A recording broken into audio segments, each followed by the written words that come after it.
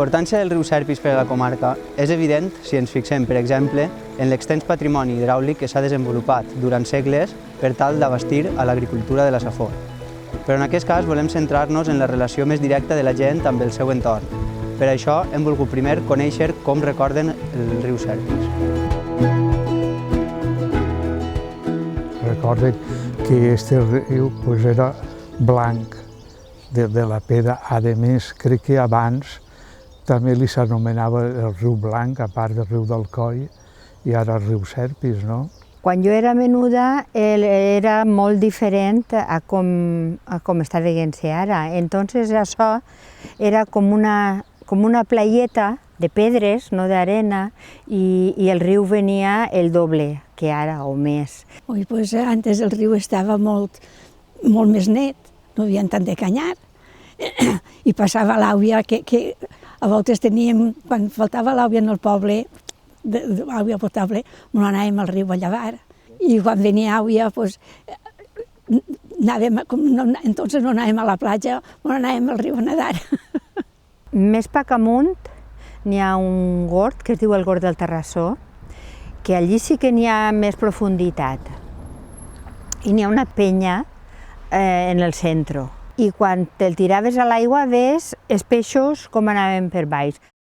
Les altres vivències també són quan venien les riuades, però que eren unes riuades grandíssimes. Tu dona compte ara, aquella paret que tens allà darrere, aquesta paret la sobrepassava la riuada.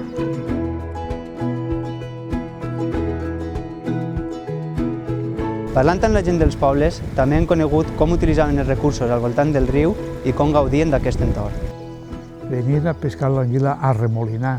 A remolinar és que buscaven xambrígols i es passaven per una olla en un fil i feien un penjoll de xambrígols i en això pescaven l'anguila. També alguns pescaven alguna carpa, no? Però he nombrat l'anguila perquè vegem que en aquest riu estava viu l'anguila i tot, que era més apreciat que la carpa. N'hi havia algunes canyes, però la gent venia així per fer canyes per emportar-se-ho per l'hort. Canyes també en feien les persones per fer forques per als tarongers. Les herbes era una cosa que se donava per tot el terme. La camarroja, el llixó i roselleta. Sí, a voltes també per les vores i això hi havia herbes que diguem nosaltres que les fem bullides, estaven molt bones.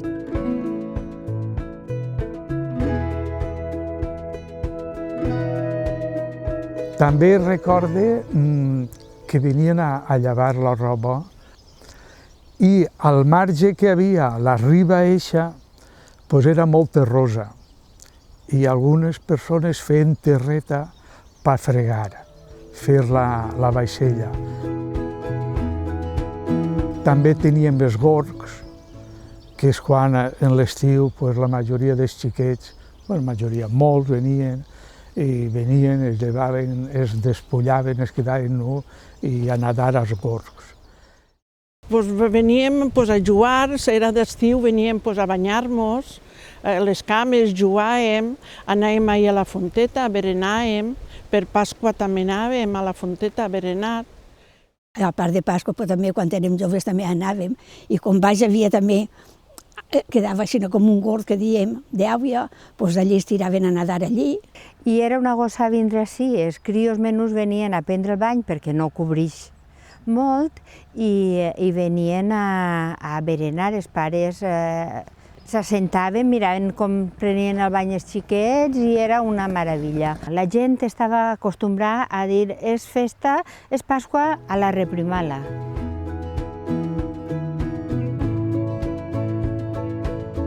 Disfrutàvem i jugàvem d'aquesta manera.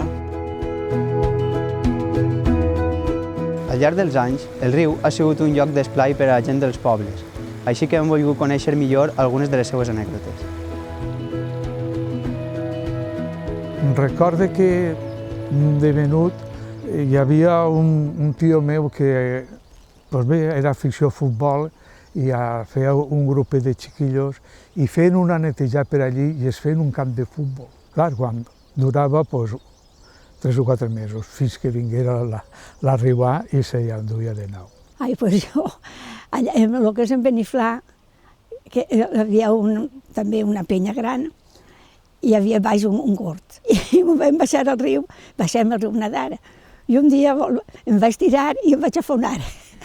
Em va agarrar tant de susto que des d'entonces em penso que tinc fora l'àvia.